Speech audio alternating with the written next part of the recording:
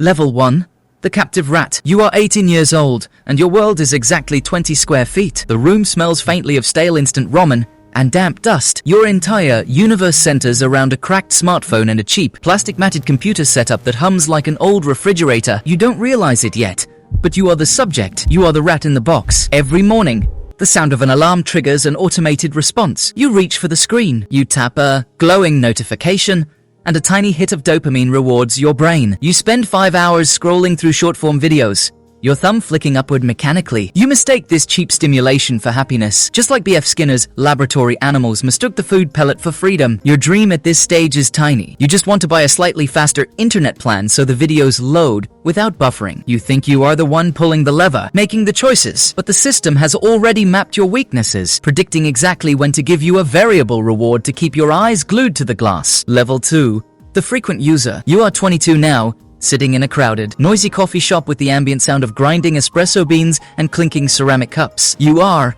wearing a faded hoodie, staring intensely at a laptop screen filled with colorful analytics graphs and algorithmic triggers. You've stopped just consuming. You are trying to participate in the digital ecosystem. You launch a small online store or a basic content channel, spending $50 of your grocery money on targeted ads. You stay up until 3 in the morning, refreshing the page every 90 seconds. Asterisk click, refresh, nothing. Asterisk then, a notification pops up, a sale, or a new follower. Your heart leaps. What nobody explains to you at the beginning is that you are still completely trapped inside the mechanics of the box. You are just a slightly more active participant. You are adjusting your behavior based on external validation, completely dependent on the unpredictable algorithms of massive platforms. You celebrate a minor win, thinking you've cracked the code, but you have simply become addicted to a more complex lever. Level 3. The Amateur Competitor. At 25, the setting shifts to a small, shared office space that smells of dry erase markers and ozone from laser printers. You are surrounded by sticky notes detailing consumer psychology,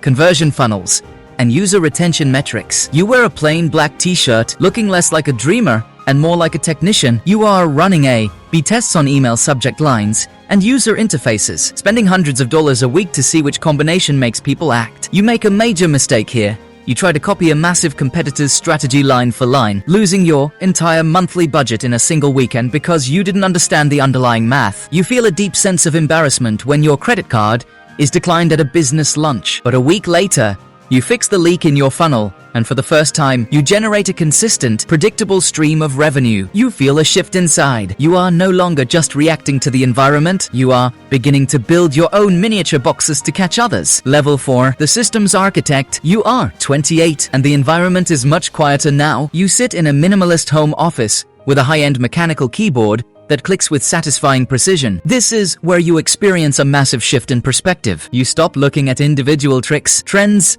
or flashy hacks. You begin to see the invisible lines of behavioral psychology that govern everything around you. You understand that human beings are remarkably predictable when placed under the right environmental constraints. You design a software feature or a marketing ecosystem that doesn't just ask for attention, it commands it through variable reward schedules, gamified milestones, and social proof. Your friends send you messages marveling at how fast your project is growing, asking for your secret. The difference between seeming good and being good appears in this moment. You realize that you aren't just playing the game anymore. You are writing the rules for a localized population of users. Level 5. The Director of Behavior. At 32, you are walking through the glass corridors of a mid-sized tech company. The air is air-conditioned to perfection, and the only sound is the low murmur of data analysts discussing user churn. You wear a tailored jacket, carrying a sleek tablet displaying real-time metrics of tens of thousands of active users. People look to you for direction. You aren't managing tasks. You are managing human habits. You approve a design tweak that subtly changes the color of a notification badge, knowing it will increase user